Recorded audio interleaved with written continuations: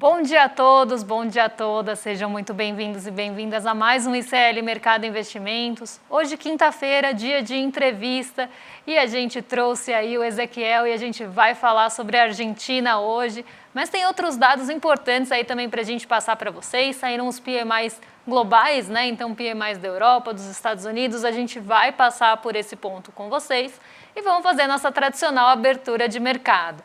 Mas antes de tudo isso, André, bom dia, como você está? Bom dia, Débora, bom dia a todos os nossos telespectadores. Hoje um dia bem especial aí, que a gente vai trazer a nossa primeira atração internacional. Ezequiel Laplane estudou comigo lá, fez doutorado comigo na Unicamp. A Argentina, ele vai falar de tudo aí, do que está acontecendo na Argentina, para tirar um pouco aí desse verniz que estão tentando vender ele aí, o Milei, como somente um liberal, né? E que isso daí pode ter efeitos na economia, então vamos discutir bastante esse ponto. Mas a gente vai passar também pelo nosso giro de mercados de sempre. A gente vai falar também aí do que aconteceu na Argentina. Hoje está um dia um pouco calmo, né? Não temos muitos acontecimentos, né? Mas a gente já vamos passar agora então aí para a nossa agenda, né, Débora? Para a gente já começar e falar sobre o que o nosso telespectador pode esperar durante o dia. A gente tem aí, né, como falei, uma série de índices dos gerentes de compras, então os PMIs sendo divulgados nessa manhã. Então a gente teve a Alemanha, zona do euro e Reino Unido divulgando tanto o PMI de serviços como o PMI composto. E a gente já passou pelo PMI industrial desses países, mas como a gente vai falar do PMI composto, que acaba sendo uma composição aí dos outros dois, a gente vai retomar como ficou aí o PMI da indústria, né, do setor industrial desses países. Na zona do euro também saiu o PPI de fevereiro, então o índice de preços ao produtor, e já adianto que essa métrica, né, esse indicador veio bastante abaixo do esperado e acabou dando um gás ali nas bolsas europeias nessa manhã. A gente tem aí no Brasil a FGV divulgando o indicador antecedente de emprego de março, e a gente também tem a balança comercial dos Estados Unidos hoje. O Banco Central também divulga ali dados importantes, né, de balança comercial, né, na verdade comércio, né, hoje, e também ali alguns déficit público. A gente tem também o Departamento do Trabalho mostrando os pedidos de auxílio-desemprego nos Estados Unidos. Aqui a gente tem no Brasil a produção e venda de veículos de março, e a gente tem ali os dirigentes do Fed, né? Então a gente está falando aí de 4 dirigentes também hoje se pronunciando ao longo do dia, como nos outros dias isso deve ficar bastante na centralidade.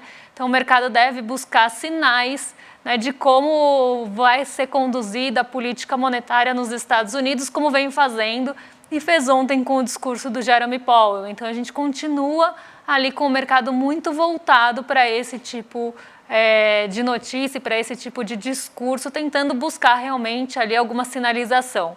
Às 2h30, o Banco Central divulga o fluxo cambial semanal, então a gente tem esse dado saindo à tarde. Agora sim a balança comercial, eu sabia que ela saía em algum horário, a gente tem a balança comercial de março sendo divulgada às 3 horas, e aí a gente tem mais dirigentes do Fed falando ao longo do dia. Como falei, hoje um dia bastante voltado para isso.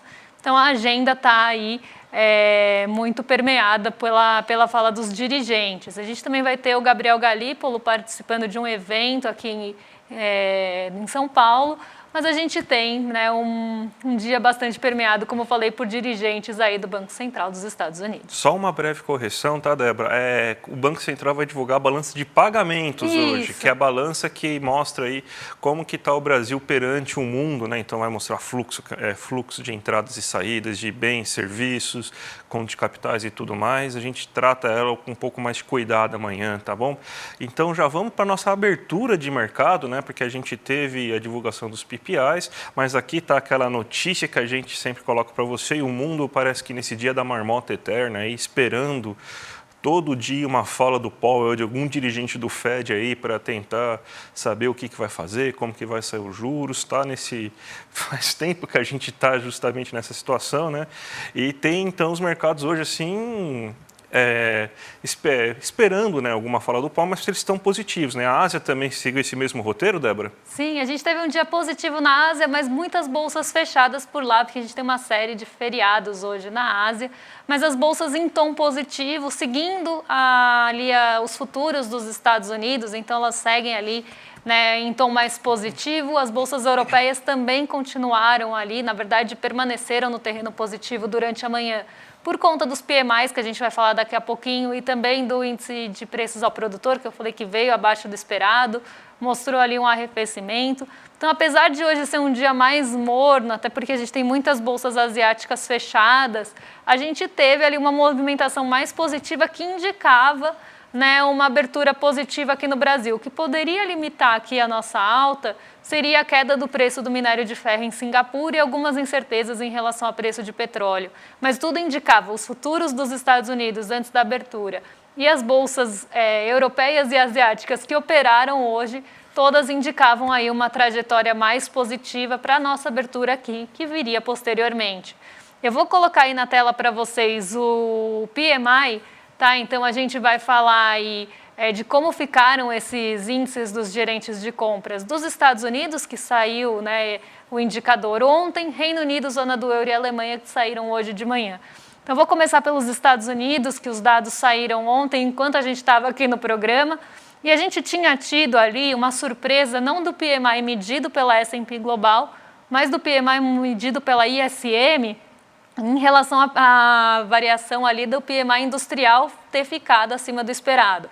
Então, a gente vê aí o PMI industrial medido pela S&P Global, inclusive abaixo do esperado e abaixo do mês passado. Mas o que acabou ali trazendo, né, inclusive um otimismo um pouco maior para os mercados financeiros, foi justamente o PMI de serviços.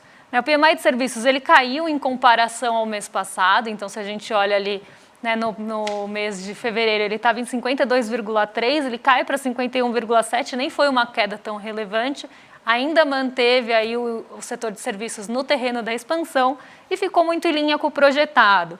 Quando a gente pega o composto, que seria ali, né, até uma medida para ver um termômetro de atividade econômica geral e até uma composição dos outros dois, a gente vê que o PMI composto ficou abaixo do mês passado e abaixo também do que se esperava. Então, isso acabou reforçando um sentimento do mercado de que as taxas de juros possam começar a cair em junho. E aí, isso aliado, né, às falas do Jerome Powell, a gente teve um dia um pouco mais positivo, que as bolsas até foram perdendo um pouco o fôlego ao longo do dia, mas elas começaram bem positivas, já respondendo a esse dado. Depois a gente teve a fala do Jerome Powell, que trouxe ali algumas sinalizações para corte, sim, esse ano, mas não deu nenhuma sinalização em relação ao início desses cortes. E aí a gente começa a ter, né, esse movimento um pouco ali perdendo fôlego, mas inclusive a nossa bolsa, depois que a gente teve a declaração de Jerome Powell, a gente viu que a nossa bolsa diminuiu as perdas, que estavam lá perto do 0,80 de manhã e foram para 0,18. Então aqui esses dados aqui mexeram bastante ontem com o movimento dos mercados e a abertura, né, das bolsas nessa manhã.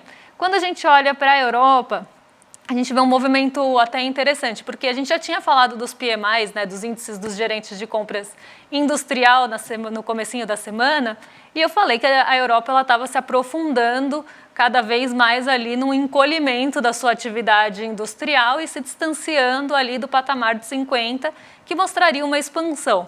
Quando a gente olha para os PMIs de serviços e o composto, né, de uma forma geral, a gente vê que os PMIs de serviços estão chegando no terreno da expansão, tanto na zona do euro como na Alemanha, e no Reino Unido já estavam ali. Então, eles mantiveram ou alcançaram esse patamar, né? No caso da Alemanha, esse patamar foi alcançado agora nesse mês, e alguns países, então o Reino Unido conseguiu manter o PMI de serviços ali acima do patamar de 50, ainda que menor do que o mês passado, e o da zona do euro conseguiu aumentar, inclusive, ali o seu patamar de PMI, mostrando uma expansão um pouco mais acelerada do setor de serviços. Isso puxou o PMI composto para cima. Então, quem realmente melhorou ali a média, vamos pensar assim, do PMI composto, foi o setor de serviços não industrial, que vem mostrando bastante dificuldade. Isso acabou trazendo fôlego também para as bolsas europeias nessa manhã, então a gente teve o índice de preços ao produtor sendo recebido de forma positiva, e a gente tem também os PMIs mostrando essa expansão do setor de serviços, então uma retomada ali de um possível crescimento do setor de serviços na Europa, também favorecendo as bolsas por lá. por isso que a gente teve uma abertura bem positiva hoje. Vamos então agora para o nosso entrevistado do dia, então. Vamos chamar aqui o Ezequiel Laplane, doutor em economia pela Unicamp, especialista em assuntos da Argentina. Então, bom dia, Daniel. Bom dia, Ezequiel. Tudo bem com você? Bom dia, André. Bom dia, Débora. Tudo bem aqui? Opa, vamos já começar a nossa entrevista aí, que eu quero... A grande pergunta aí que muita gente está se fazendo é que todo mundo sabe, né, que o governo Milei é um governo que foi eleito justamente com esse viés liberal de falar que você precisava de um choque liberal na economia, tentar passando diversas medidas polêmicas em relação a corte de funcionários públicos, em tentativa de redução do Estado. Isso aí, nesse primeiro momento, está gerando uma inflação muito elevada e um aumento da pobreza, né? Aí a grande pergunta que a gente faz, Ezequiel, vai valer a pena esse sacrifício inicial aí para os argentinos? Que pergunta, que desafio, né? Tentar racionalizar um pouco o que está acontecendo agora na Argentina. Então, bom, no começo, de fato, o Milei não é só liberal, é ultraliberal. Ele se vendeu com esse discurso ultraliberal, com acabar diretamente com o Estado, com um discurso muito agressivo. E, curiosamente, teve muito apoio, né? Ele ganhou com 54%, mas não está conseguindo capitalizar isso no Congresso. De fato, as primeiras medidas, ou a primeira semana, eles lançou um decreto, que mais que um decreto de necessidade e urgência, como chama na Argentina, era um plano de negócios. Foi aplicado até que, pelo próprio Senado, pelo próprio Congresso, foi derogado. Ou seja, está voltando atrás, inclusive, as primeiras medidas que tentaram emplacar. Só que nesses 4 últimos meses, tudo ainda não está muito claro. Eles vão no Congresso, não passa, a oposição nem precisa fazer o trabalho, porque o próprio núcleo do governo, que se compõe por liberais, por direita, por ultradireita, por um conjunto bem heterogêneo, aunque porém todo mundo de direita, não estão conseguindo chegar a um consenso. As primeiras poucas políticas que ele conseguiu implementar, que é justamente isso, os despidos, a desregulação da economia, parcial, mas que tem um impacto direto, como você comentou, na inflação. Só que um comentário a respeito da inflação, que ainda gera muita dúvida, a gente não tem que olhar para a inflação de uma forma direta, né? Estava em 25, foi para 14, está melhorando. Não. Esse último dado foi ainda alto em comparação com o ano passado, mas melhorou, entre aspas, relativamente ao mês anterior, pela queda brutal da economia. Isso tem um impacto direto na pobreza, que já não era baixa, já estava no patamar ano passado por volta de 40% e está aumentando rapidamente. Então, todo mundo sabia que o governo Milei, principalmente no primeiro semestre, ia ser de muito conflito social, e é o que a gente está vendo. Eles não conseguem emplacar, então eles não têm discurso nem para a direita nem para a esquerda. Para a direita não conseguem justificar que não estão avançando tão rápido quanto gostariam. E para a esquerda não conseguem, logicamente, emplacar aquele discurso de é o mal necessário para atravessar e depois felizes anos 90 com o Menem e a dolarização. Nessa situação a gente está, né? Há 4 ou 5 meses de governo Milei, o conflito só aumenta e provavelmente aumente ainda mais até junho, julho. Vamos ver. E, Ezequiel, você poderia comentar aí para a gente, né, em relação a esse recuo do Milei na dolarização da Argentina, que foi uma coisa, uma bandeira dele, né, na campanha, inclusive falando de fechamento de Banco Central e esse tipo de posicionamento. Então, você poderia comentar esse recuo recente aí do Milei? É curioso, de fato ele se vendeu com acabar o Banco Central, com a dolarização. Ele fez campanha, ao longo da campanha presidencial, contra o peso, pedindo para as pessoas não aplicarem, não fazerem investimentos em peso, por enfim, todo aquele terrorismo financeiro. Só que agora tem que governar. Você tem que governar negociando com a oposição, você tem que colocar um ministro da Fazenda, tem presidente do Banco Central, tem o mercado financeiro, aí o pessoal falou, não, tudo bem no discurso, mas o Banco Central fica. Quer avançar na dolarização, arranja aí 20 bi de dólar. Só que quem vai te dar os dólares hoje em dia? Você está brigado com a China, até, olha só, curioso, uma das salvações, uma das esperanças era chegar a um acordo com o FMI. Mas o FMI, olha só que o grau a intensidade das políticas que até o FMI está falando para o Milei, você está no caminho certo, mas está exagerando na mão.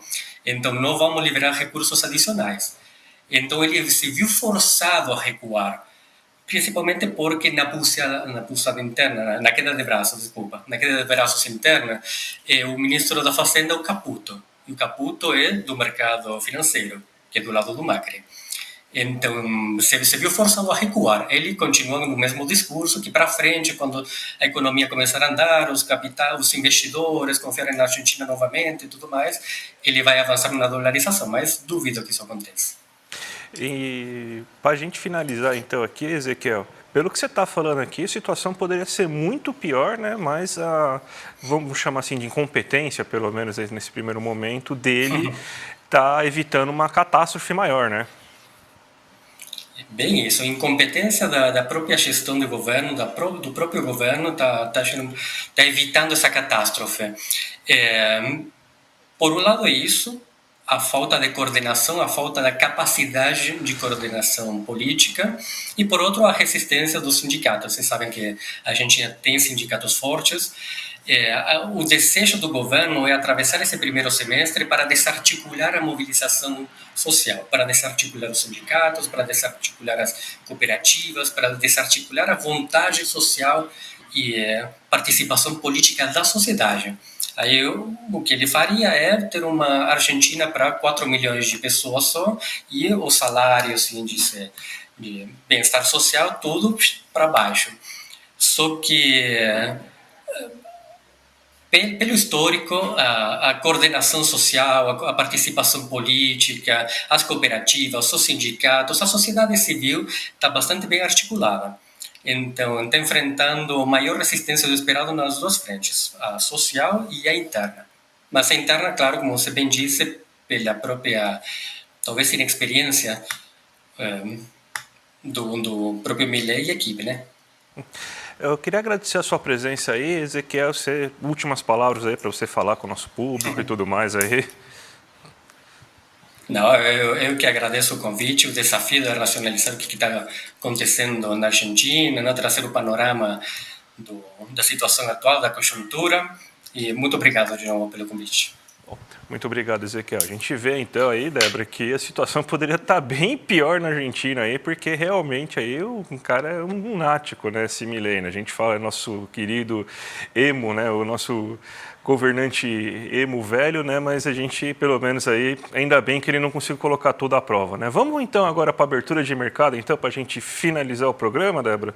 Vamos lá, porque a gente tem uma abertura bem positiva hoje, eu vou colocar aqui na tela para vocês, porque a gente está vendo aí o Ibovespa recuperar as perdas, né, aí de ontem e dos outros dias, e a gente vê esse movimento também acontecendo em Nova York. E aí eu quero chamar atenção para um ponto aqui, né, que eu venho falando durante a semana toda e há muito tempo também, até por isso eu coloquei aqui na nossa abertura, que são as treasuries, né, os rendimentos das treasuries hoje estão arrefecendo. E esse arrefecimento, né, essa queda mesmo, né, essa suavização do rendimento das treasuries, que ainda está alto, mas ainda assim está conseguindo recuar hoje, a gente consegue ver isso muito ali em reflexo, em resposta, primeiro, aos dados do PMI, que a gente já passou aqui, né, hoje de manhã. Então o PMI de serviços não surpreendeu, o PMI composto também não surpreendeu, então ficou ali ou em linha com o esperado, ou abaixo do esperado. A gente não teve grandes surpresas da atividade econômica ali dos Estados Unidos, tirando o PMI ISM, que não foi nem o da S&P Global, que surpreendeu no nível industrial. A gente não teve mais nenhuma surpresa desses dados. Ontem a gente teve o relatório ADP de criação de vagas, então a gente teve outro indicador ali que traz ali um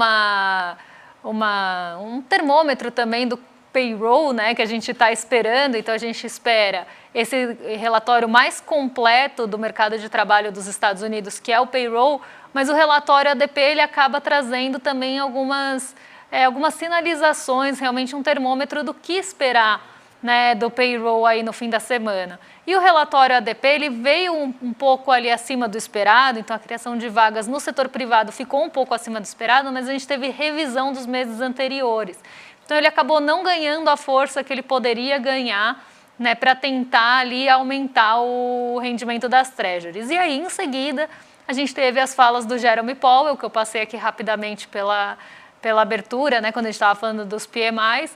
Ele trouxe ali algumas falas importantes dentro do seu discurso, então ele falou que a inflação está caindo, então ele voltou a falar isso, depois falou que é importante que ela esteja caindo, mas ela ainda não está dentro da meta, então aquele normal morde e assopra que normalmente a gente vê aí dos dirigentes do Fed, mas a gente viu, né, e aí no caso do presidente do Banco Central dos Estados Unidos, mas a gente viu alguns pontos importantes, inclusive que o mercado se apegou. Então, ele falou em começar cortes ainda esse ano de uma forma muito ali, né, até de uma forma não tão direta, mas ele colocou isso no discurso e ele falou também problemas de cortar a taxa de juros antes, mas também problemas de cortar tardiamente. Então, o mercado acabou se apegando nesses momentos das falas do Jerome Powell e isso já começou a fazer com que as treasuries arrefecessem. E hoje o rendimento dos títulos de dívida dos Estados Unidos estão em queda. Tudo bem que a gente teve uma alta muito grande no começo da semana, mas ainda assim a gente consegue ver aqui uma queda. O nosso DI futuro, né, então as nossas expectativas para os juros futuros também estão em queda aí nessa manhã, que eu pego o futuro 32, mas a gente pode olhar esse movimento ao longo de toda a curva. Lembrando aqui também que a gente teve uma alta expressiva no começo da semana, no DI futuro 32, que ultrapassou os 11%, algo que a gente não via há bastante tempo e agora volta a arrefecer. Então, esses dois, né, os juros tanto internos quanto externos, eles estão ajudando, né, essa queda está ajudando a nossa bolsa a se recuperar. Hoje o impulso não vem do petróleo Brent, então no comecinho da semana a gente viu o petróleo Brent subindo mais de 2% antes da abertura do mercado. Isso trouxe inclusive fôlego para alguns mercados, então a gente viu ali algumas empresas ligadas ao petróleo puxando a bolsa para cima, mesmo num dia mais negativo, né? Então a gente conseguia ver esse fôlego vindo das commodities, mas hoje não é o caso, porque como eu falei, a gente está com vários feriados lá na Ásia e a gente tem hoje só a referência do minério de ferro de Singapura que caiu. Então também não é o minério de ferro, nem o petróleo, né? Nenhum dos dois aí estão puxando a nossa bolsa para cima. A gente vê muito aqui a resposta a essa queda, né, das taxas de juros esperadas e das expectativas para os juros puxando a nossa bolsa. Porque aí a gente tem um apetite pelo risco no mercado, né, ou os investidores vão buscar ali mercados emergentes, a gente tem recuperação normalmente daqueles setores mais sensíveis à taxa de juros que sofreram durante a semana toda. Então a gente está falando aí de setores mais ligados a consumo, construção, né, que são mais dependentes de crédito, então eles respondem mais rapidamente e normalmente tem uma volatilidade maior. Então a gente vê essa recuperação da nossa bolsa de um dia ali, que ontem, no início da manhã, a gente tinha só 6 ações positivas. E a gente vai hoje acompanhando o movimento de Nova York, inclusive acima do movimento de Nova York, porque ontem a gente tinha a Bolsa de Nova York positiva e nossa abertura bem negativa. Depois as bolsas de Nova York perderam o fôlego e a gente conseguiu reduzir as perdas. Mas a gente descolou e a gente foi na contramão de Nova York praticamente o dia todo. Hoje a gente está ali na mesma tendência, né? Então a gente vê aí essa tendência aí puxada também pela recuperação dos índices de Nova York e nossa bolsa também se recuperando. E aí um ponto importante também, o dólar cai 0,45%, a gente teve um esforço ali por via de contratos de swap essa semana para tentar conter a alta do dólar, que estava vindo justamente da alta das treasuries, e a gente teve ali alguma também inibição de alta do dólar, não só pelos swaps, mas também pelo preço das commodities, que hoje não está presente. Então a gente vê o dólar caindo muito em função aí da alta da nossa bolsa. E a gente já vinha observando esse movimento desde cedo no DXY. O DXY é o índice que mede o dólar frente aos pares. E a gente já vinha observando desde o comecinho da manhã, que o DXY estava ali mostrando o dólar enfraquecendo em relação a seus pares, justamente por essa amenização que a gente estava vendo, essa suavização do rendimento das treasuries. Ainda de manhã elas estavam ligeiramente em alta, agora elas já mudam a direção e já vão aí para queda, né, esperando falas hoje de dirigentes do Banco Central dos Estados Unidos, que eu falei que está recheando a agenda, e já esperando, né, montando suas expectativas para o payroll, né, então para o mercado de trabalho ali, para os dados mais completos do mercado de trabalho. Então esse é o cenário que a gente tem hoje, né, basicamente aí um cenário de recuperação e arrefecimento das taxas de juros, que deve proporcionar um apetite pelo risco e derrubar o câmbio, né, derrubar o dólar e valorizar o real. Vamos chamar a nossa audiência aqui para a super live que vai ter aí no domingo, né? A gente vai ter um encontro, uma aula inédita aqui no Brasil aí sobre o Elliot Aronson. Então, ele vai ter entrevista ao vivo, aí o Edu vai falar com ele aí, o maior psicólogo social vivo no mundo. Então, ele é o autor de um best-seller, que é o livro preferido do Eduardo Moreira, que é o Animal Social. Ele vai tratar bastante de temas muito importantes aí que a gente tem hoje na sociedade. Por exemplo, por que pessoas em pleno 2024 ainda conseguem defender intervenção militar, atrocidades como ditaduras. Então, ele vai tratar um pouco aí sobre essas questões. A gente tem um videozinho aí com o Edu chamando vocês aí para essa live que vai acontecer no domingo, gente. Tem muita gente que diz que todo bolsonarista é fascista. O maior psicólogo social vivo no planeta, Elliot Aronson, nos mostra através de pesquisas que não necessariamente somente pessoas malucas fazem coisas malucas. Somente pessoas más fazem coisas más. O que nos leva então a agir da forma como a gente age? Nesse livro, O Animal Social, Elliot Aronson trouxe resultados de pesquisas que mudaram a percepção do mundo inteiro sobre a forma como a gente se comporta. E é com ele, que tem 92 anos e esbanja lucidez, que a gente vai conversar no dia 7 de abril, um domingo às 8 horas da noite, num encontro inédito no Brasil. Se inscreve gratuitamente. Aprende com a gente, com esse que é um dos nomes mais importantes para nos explicar como a gente chegou até aqui.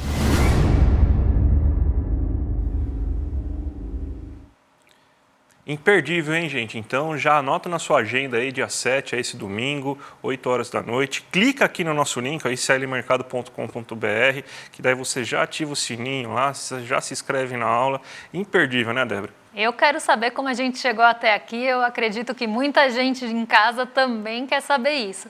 E agora vocês ficam com o Rolê ICL aqui na sequência, então estamos entregando aí tempestivamente o nosso programa para o Rolê ICL, então vocês ficam agora com o César Calejon e com o Guga Noblar, e amanhã a gente está de volta aí para trazer os detalhes dos indicadores que saíram hoje e outros aí movimentos que podem mexer com o bolso de vocês. Até amanhã, um beijão. Até amanhã, gente. Tchau, tchau. Conhece a fera? Elliot Aronson, aos 92 anos de idade, ele é o psicólogo social vivo mais importante do planeta. O único a ganhar os 3 principais prêmios da Associação de Psicólogos dos Estados Unidos. Melhor pesquisador, melhor autor e melhor professor. Elliot Aronson vai dar uma aula exclusiva e inédita aqui no Brasil para a comunidade do ICL. No dia 7 de abril, um domingo às 8 horas da noite no horário de Brasília. Ele vai explicar pra gente o conteúdo desse livro, O Animal Social, um livro que é considerado o livro mais importante sobre o tema comportamento humano no mundo. Para você participar, é só clicar no botão Saiba Mais aqui embaixo e gratuitamente se inscrever. Se inscreve agora e chame seus amigos e amigas para participar também.